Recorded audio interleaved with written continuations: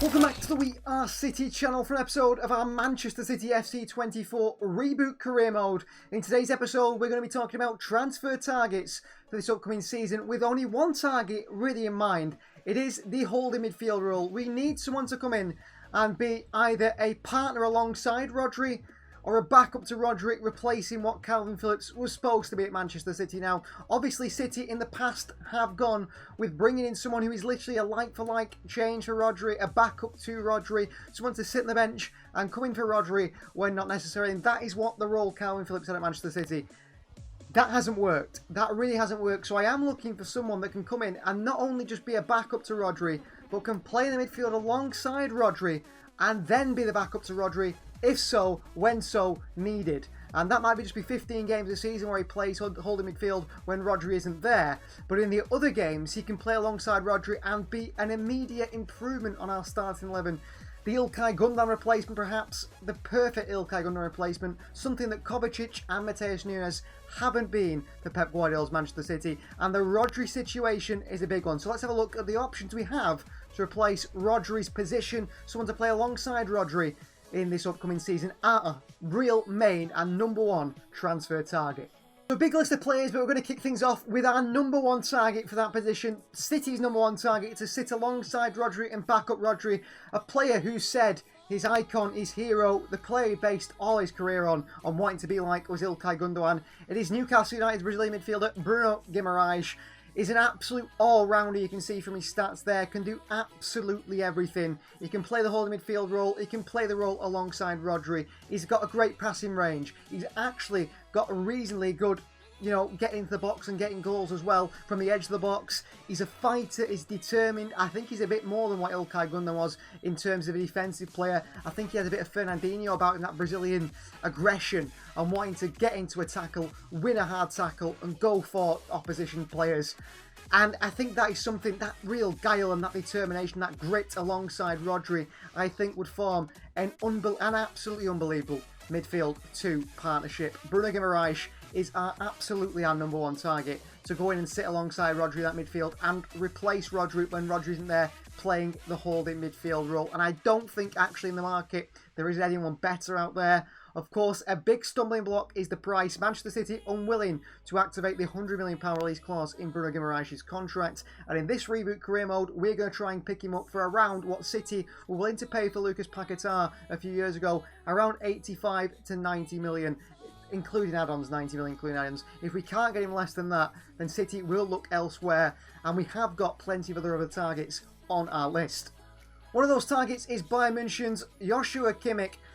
Getting on now and a very experienced player, but he's worked under Pep Guardiola before. He's a bit more versatile in terms of he can play alongside Rodri. I don't think Kimmich is an out-and-out old midfielder. If someone tells me that Kimmich is a number 6, I don't believe them. I don't think he is a number 6. But he certainly can fill in that role at number 6 when needed. He can play alongside Rodri. I think that would be a fantastic double pivot. And he also fulfills a bit of a problem in Manchester City's squad, but possibly at right back. He could play at right back, drifting inside, although City already have that in Rico Lewis. And I am looking to develop Rico Lewis. Now, Kimmich's future is uncertain at Bayern München. We don't know whether he's going to be offered a new contract. We don't know if he's going to leave. And I'm uncertain whether to bring in a player of his age and profile, similar to what we already have in Mateo Kovacic. I'm looking for a younger, long-term player. And also, with Kimmich, I'm not exactly sure on the price tag. I think on FC24,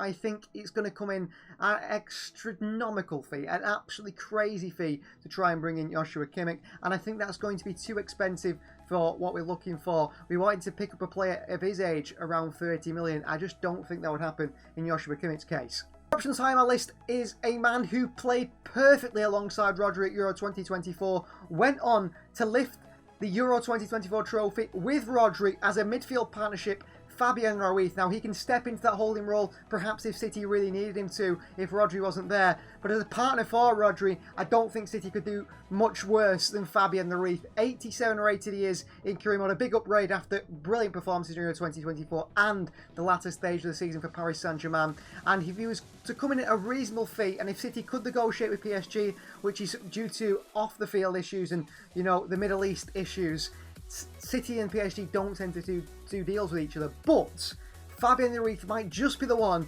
where City say, listen, we know he's going to be perfect partner for Rodri. They work together so well at the Euros. Why not make it at club level as well? And Fabian Ruiz is probably number 3 on my list after Guimaraes and Kimmich. The options don't end there. We've got an all-rounder in Ismail Benacer, who City have been linked with in the past, but due to injuries and poor form at AC Milan, he hasn't really been under consideration at Manchester City, but he's certainly on my list of options if we were to miss out on those 3 top targets. Speaking of players that are used to Rodri as well, as we said with Fabian Ruiz, a man who stepped into the Euro 2024 final and took up Rodri's role perfectly was Martin Zubimendi. He looks like a top quality player. He has a release clause in his contract, and there's only one thing putting me off at Martin Zubimendi and signing him in this FC24 reboot. One, I think he couldn't play alongside Rodri. He would have to be a backup to Rodri. And 2, we signed him in the FC24 career mode before to back up Rodri, so he is not on my list anymore. He can be removed. Other options are Alan Varela of FC Porto. He has a €70 million release clause in his contract, around 60 million. That would be locked for a 22-year-old 80-rated player. And my only issue with Alan Varela is I don't think, for one, he's someone who can come in and play alongside Rodri. He's a bit like Bruno Guimaraes, aggressive and on the front foot, and he would cost a lot less. But one, he's not Premier League proven like Bruno Guimaraes. But 2, I see Alan Varela more as someone to step in when Rodri's not there, and I don't want to make the same mistakes as Calvin Phillips, bringing in a footballer who is a holding midfielder who backs up Rodri. I want someone who can complement and play alongside him, and at the moment I don't think Alan Varela is that player. The final 2 options on my list are a big one in Adam Wharton of Crystal Palace, who's expected to stay at Crystal Palace this summer. I do believe he certainly could play alongside Rodri. The way he plays football, give and go, one touches, firing the passes, breaking the lines, which is something we really want in a footballer. I think Adam Wharton and Rodri would really complement each other, and he's certainly one for the future on this list, but for right now, I don't think he's ready for that Manchester City midfield. And a bit of an out there option is Pepelu of Valencia. He has been really good there in La Liga. Valencia had a really overachieving season under their manager.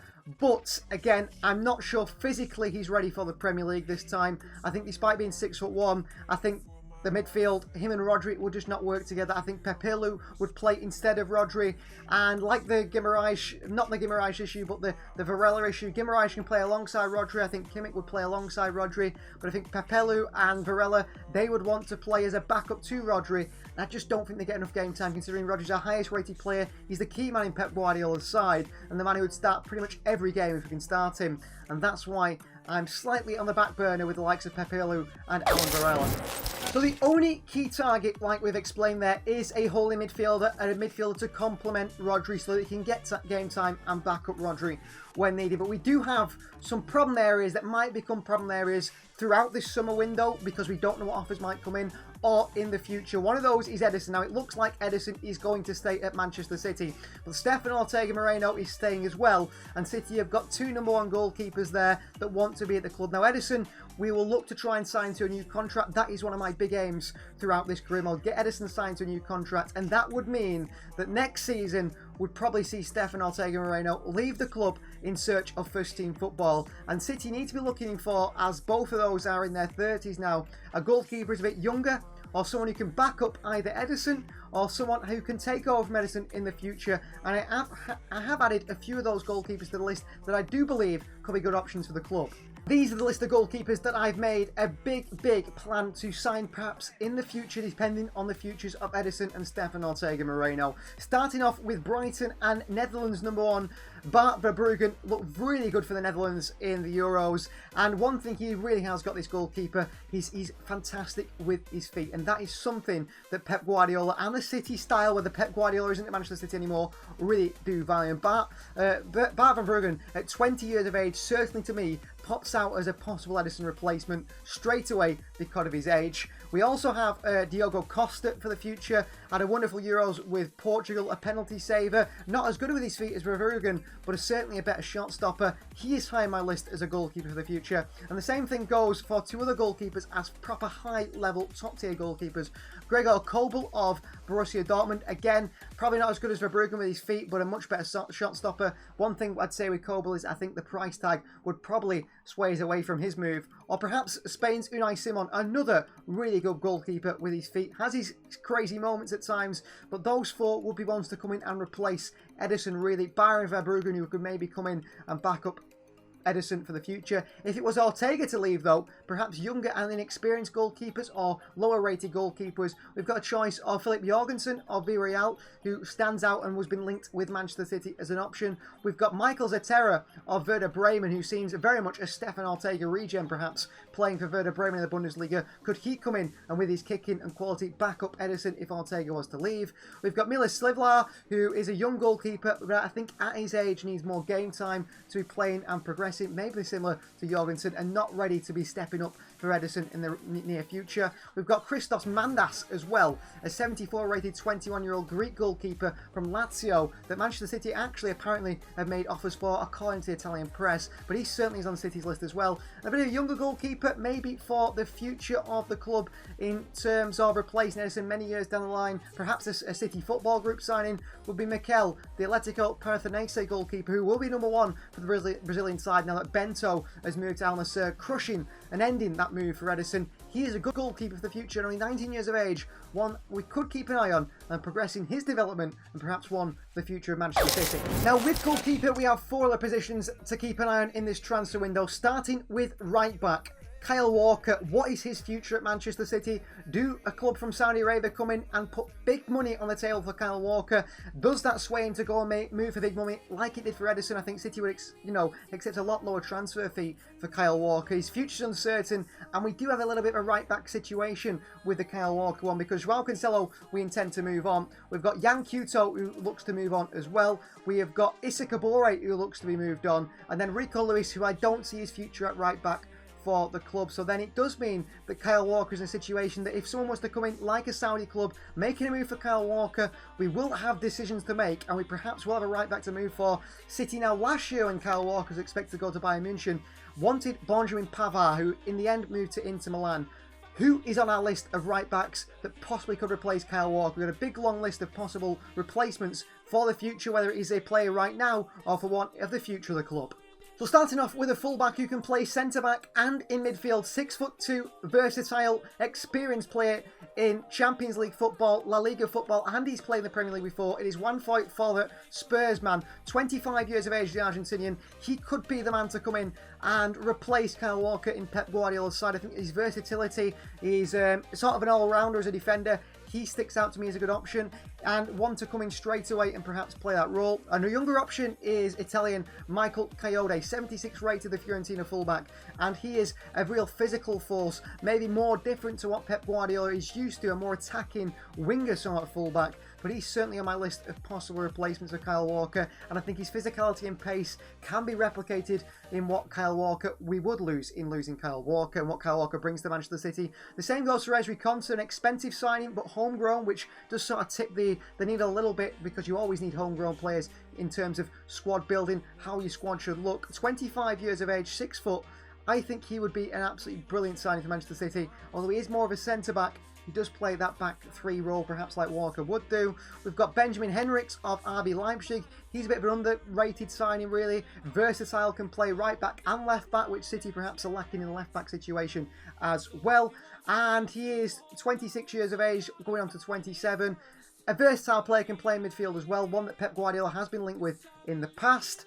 We've got Ryerson as well, Julian Ryerson, Norwegian international, plays for Borussia Dortmund. They would ask for maybe 30 million for Ryerson, but he's at a good age, a good time to come in and replace Kyle Walker. He's sort of an all-rounder where he's just reasonably good at everything that he needs to be, relatively good physical, good dribbling, good defending, good pace, just everything sort of like just average, but enough average, just over average to be an all-rounder at the right back position. And a bit of a wildcard situation really is Milan van Elwick. He is a Coventry fullback, a real attacking wing-back really, 5'9", maybe in a bit of a mould of Jeremy Frimpong, who City have been linked with, but I do not see Frimpong as a right back. Perhaps Milan van Elwick isn't a right back particularly either, but lots of pace, good dribbling. Could he be a player, a young sort of fullback that City bring in and develop behind Kyle Walker and turn into perhaps a Kyle Walker replacement over the next few years? We've got a big list of right backs there. I'm not exactly sure which one I'm sold on, and again, these transfers all depend on the future of other players. This one is dependent on the future of Kyle Walker. Well, the squad perhaps might feel a bit light in the left back position. We know Nathan Ake can play there and Joško Vardiol could play there. I'm not too worried, but after the permanent move from Sergio Gomez to La Real Sociedad in Spain, he moved to the Basque Country for around £9 million. City are lacking in that left-back area, and it is rumoured that City are looking for maybe a younger player they can develop, but I am also looking at perhaps a homegrown player, someone who's solid enough to step into there when needed, and perhaps would allow Vardiol to play centre-back. However, this isn't a massive issue for me. I think with Nathan Ake being able to play at left-back, I'm not too worried, but as always, we've got a list of players just in case. We're starting off with our list of left-backs, a player heavily linked with Manchester City, and it is Wolves' Ryan Ait-Nouri, 80 rated. A real all-rounder, someone who can play left-back, left midfielder, left wing-back, but also has played for Gary O'Neill's side, drifted inside quite a lot. He's very much the archetypal Pep Guardiola fullback. With what Joško Vardiol, perhaps he isn't the sort of player City should be going for right now. I think he would want more game time than maybe Manchester City can offer with Vardiol nailing down that role, but he's certainly one that Pep Guardiola should be interested. If we're looking for a more overlapping, marauding fullback, Bradley Lockout could be an option for Manchester City. He's had a very good season for Stade Brest in France. City have been linked with him around 20 million, 15 million pounds for the Frenchman, but I'm not exactly sure he's the archetypal Pep Guardiola fullback. If you're looking for a younger fullback who's more of a project, then Patrick Dorju of Denmark could be the man to bring in. Physical, pacey, good dribbling, an attacking fullback, the Denmark fullback. He's not the biggest, but he is very attacking at 5'9". He could bring what we need in terms of balance of the squad, a young left back coming through and developing at only 18 years of age. However, some might say with Josh Wilson, Esbrand, part of the Manchester City squad, is it worth going for a fullback so young that in the end Esbrand might push out of if he wants to go on loan and develop quite well? And finally, for left back, maybe the favourite option is Fulham's Anthony Robinson. Well, it could be an England international. He was born in England, or perhaps a United States international who is a homegrown player, counts as a homegrown player.